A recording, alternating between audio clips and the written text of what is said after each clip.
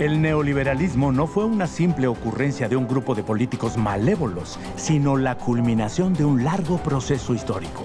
Desde que Lázaro Cárdenas dejó la presidencia en 1940, las élites económicas y políticas se dieron inmediatamente a la tarea de destruir el legado de la Revolución Mexicana por todas las vías posibles.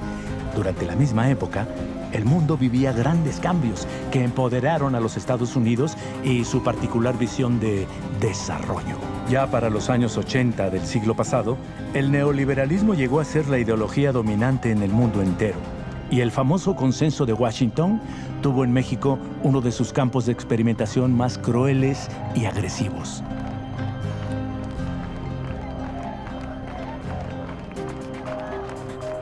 La Revolución Mexicana tardó en configurar su identidad o establecer su proyecto en aproximadamente un periodo de 30 años, de 1910 a 1934, 1940. En el momento cardenista, que es el momento soberanista de mayor envergadura nacionalista, pues se logra estructurar ya un sistema político que va a dar una estabilidad política y económica al país durante un periodo aproximado de 30 o 35 años. La propia Revolución Mexicana se vuelve un mito. Y digo mito no en sentido despectivo, entendido, además, como también lo entendía Gramsci, el mito entendido no como narración falsa, sino como una representación colectiva anclada en la experiencia que se convierte en parte del entramado simbólico del Estado. Independientemente de la historia oficial que pone juntos a Carranza, a Madero, a Zapata y a Villa, cuando en realidad eran proyectos distintos, lo importante es que se vuelve mito porque recrea en la memoria colectiva una lucha revolucionaria en donde participaron ferrocarrileros, campesinos del norte, campesinos del sur, las adelitas, las mujeres. Y digamos, por eso se vuelve mito la Revolución Mexicana, ¿no? Que la recupere la élite gobernante y la vuelva historia oficial, en realidad, contra lo que muchos piensan que es una imposición, yo creo que es un requerimiento de la legitimidad. Y si es un requerimiento de la legitimidad estatal es porque está en la memoria y en la experiencia de la gente y de las generaciones pasadas. El partido de Calles era el Partido Nacional Revolucionario, un partido de cúpulas, de una mafia de mafias, y es el Partido de la Revolución Mexicana de Lázaro Cárdenas, creado en 1938, 15 días después de la expropiación petrolera, que se genera un partido de masas desde abajo de organizaciones populares. Dura muy poco, es en 1946 que se crea el PRI, el Partido de la Revolución Institucionalizada. Desde ese mismo nombre queda claro de qué se trata. Ya no es de la revolución, sino es revolucionario. Es un adjetivo, ¿no? Es de la revolución. Y es institucional, ¿no? Entonces, este movimiento social de México, de la Revolución de México, se convierte en instituciones revolucionarias. El cambio de nombre de Partido de la Revolución Mexicana a Partido Revolucionario Institucional en 1946 no es nada más un cambio de nombre. En la construcción del PRI hay cosas como el sometimiento directo de las organizaciones de masas al partido. El cambio a PRI lo que hace es estructuralmente subordinarlos al aparato del Estado y luego, de manera militar, cuando digo militar quiero decir exactamente eso, militares y policías asaltan los principales sindicatos, ¿sí? Entre 1947 y 1951. Digamos, una transmutación del régimen, si bien siguen sus componentes institucionales, el partido, el aparato estatal, la estructura corporativa, el presidencialismo, y sin embargo es vaciado el régimen de sus nutrientes vitales. ¿Por qué se reemplaza? Por intercambios de prebendas, por favores clientelares, la exaltación de la figura presidencial, la secrecía, el control corporativo, el charrismo es una expresión de esa mutación, lo intocable de la figura presidencial. ¿Qué genera la era del PRI para los mexicanos de a pie? ¿Por qué aparentemente no hay tanta oposición? Eso lo subrayo, aparentemente, porque nunca dejó de haber movimientos en contra del PRI. Este gobierno profundamente antidemocrático y muy represor genera, sin embargo, como está generando un desarrollo capitalista sostenido a ritmos de en promedio del 6% anual de crecimiento del PIB, de crecimiento demográfico, y también se está está creciendo la salud pública de manera muy impresionante y la educación pública también. O sea, pasamos de un analfabetismo de 70% a un analfabetismo de menos del 20% durante ese periodo. La gente recibe cosas y los salarios reales de los ejidatarios en tierras productivas y de los obreros de la industria, digamos de la gran industria o de la mediana industria, tienen salarios dignos y condiciones de vida dignas. Y eso también es una característica del PRI, este crecimiento que también sostiene a amplias capas de la población que lo ven como resultado de la revolución. El PRI tiene un discurso histórico en el que se sigue presentando como hijo de la revolución y presenta estos logros paulatinos como fruto de la revolución. Y este discurso histórico es muy sólido y muy consistente y funciona durante toda la época priista. Eran tiempos mejores, decía mi papá, porque se vendía el periódico, las tienditas iban bien, y aquí eran, por decir, hoteles. Era el Hotel Alameda, a mí me tocó conocerlo. El hotel era muy bonito, muy grande, y al principio pues sí, venía mucha gente de fuera. Son los que nos compraban revistas de manualidades. Mi esposo duró 40 años aquí haciendo calzado, y me tocaba ver cómo podía llegar un abuelito, ¿no? Y traer a su nieto, desde sus hijos a sus nietos, e inculcarles, por ejemplo, tienen que venir a asearse aquí con el señor bolero sus zapatos, porque eso va a hablar bien de ustedes, eso les va a dar personalidad.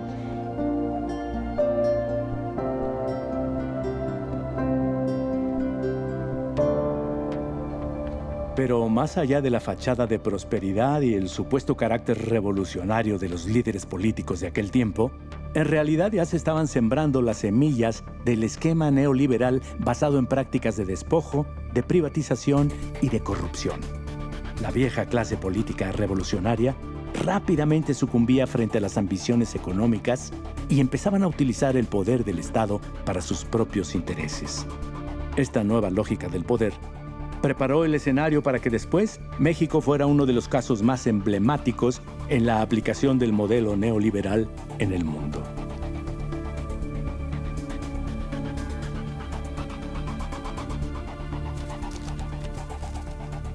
Bueno, el neoliberalismo comienza a ser pensado, planeado en los años 40. Es un grupo de empresarios y de economistas y de intelectuales que los ha seguido Susan George y que los identifica como el grupo Mont Pelerin. Ahí estaba von Mises, ahí estaba Hayek, ¿no? Pero ellos no tienen posibilidad de intervenir realmente en la vida política hasta los años 70. Proponen que el Estado sí intervenga en la economía, pero para favorecer a los sectores productivos, para proteger a las inversiones en el mercado interno y en el mercado global. Así, la verdadera ideología es la de una élite que se considera merecedora de sus enormes privilegios y menosprecia y discrimina al pueblo. Y aunque presumen su supuesto compromiso con el libre mercado, en realidad estas élites requieren cada vez más de la fuerza del Estado para defender sus inversiones, mantener bajo control a la clase trabajadora y aumentar la explotación capitalista a su favor. En 1946, con la llegada del gobierno de Miguel Alemán, se instalan varios de los actores y los procesos que después, con la llegada del neoliberalismo en pleno, serían los que comandan en el país.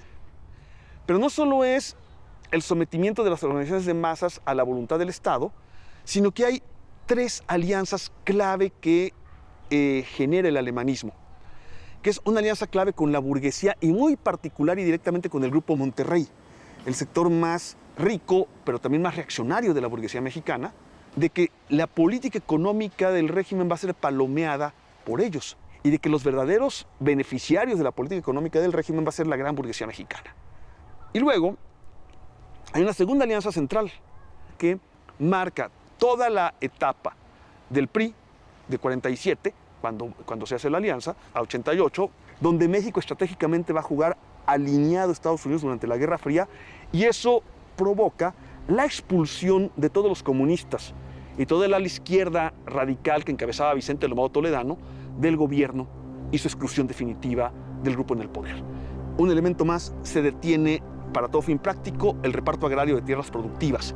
Se da un gobierno modelo del cacicazgo, es decir, cómo se ejerce el cacicazgo como un patrimonio familiar, ¿no? Es decir, los recursos públicos como parte de un patrimonio de un grupo político. Cuando esta burguesía nacional, beneficiada por el desarrollo estabilizador del sistema político emanado de la revolución, se da cuenta que para seguir con la profundización de la acumulación de sus intereses, el sistema político le resulta ya un estorbo, comienza a tratar de minar desde dentro el sistema político para acompañar a una fracción que pudiera ser más idónea para sus intereses, a pesar de que algunos de estos políticos todavía se sientan como nacionalistas revolucionarios, pero en los hechos ya estaban apostando por un proyecto de país completamente distinto al que se proyectó entre 1910 y 1934.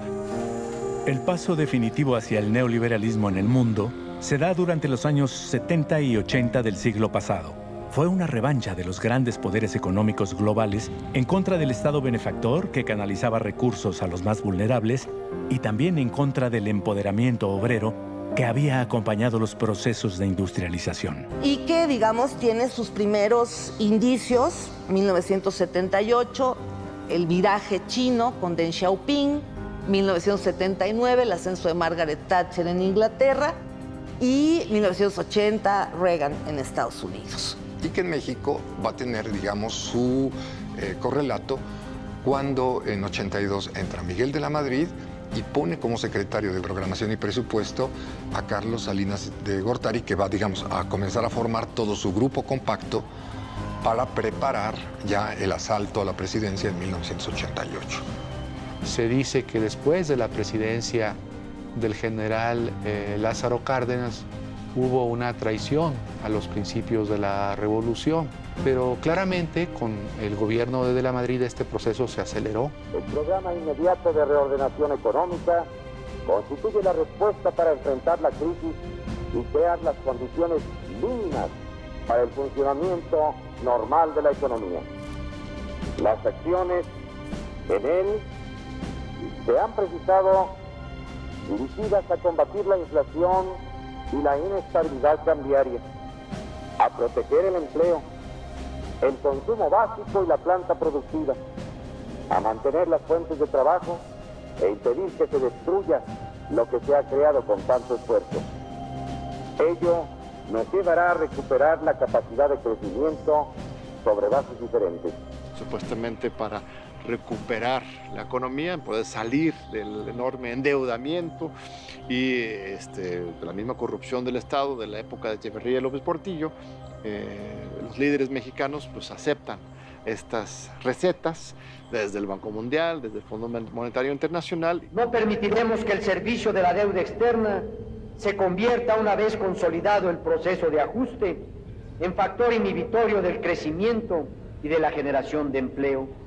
Y encontraremos la forma para asegurar que el poder adquisitivo del salario se vaya incrementando gradualmente conforme avance la productividad.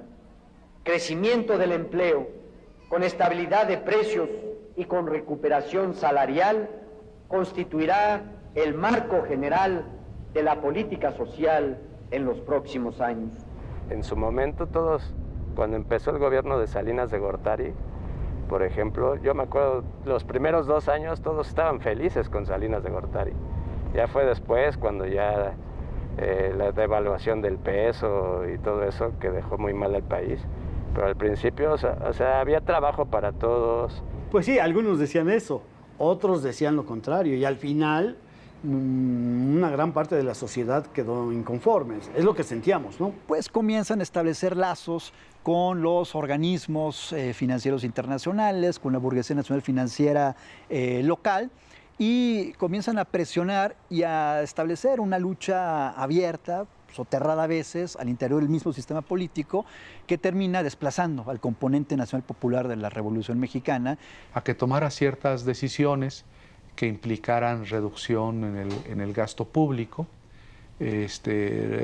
contención de la administración pública, y jurídicamente eso se manifestó pues con las privatizaciones que fueron muy abundantes en el gobierno de Salinas y en el gobierno de Zedillo. Hemos puesto a la venta empresas de un Estado muy propietario para apoyar las obras de beneficio social que realiza un Estado cada vez más justo y solidario. Y esta privatización no es a favor del mercado, sino a favor de los que compran esas empresas estatales. Y en 88 es el momento en que realmente entramos de pleno en la época neoliberal. Para mí es muy simbólico que sea justamente un fraude electoral el que introduce el neoliberalismo en pleno en nuestro país. El fraude de 88 es similar al golpe de Estado de 73 en Chile. O sea, el neoliberalismo entra por la sangre, por la fuerza. No es algo que la gente abraza y da la bienvenida. De hecho, en 88 el pueblo rechazaba esta neoliberalización y para poder imponerlo tenía que ser por medio del fraude. La privatización va de la mano con la represión, el control social, y esto es muy importante. El neoliberalismo también implica un aumento en el gasto público en los aparatos de represión.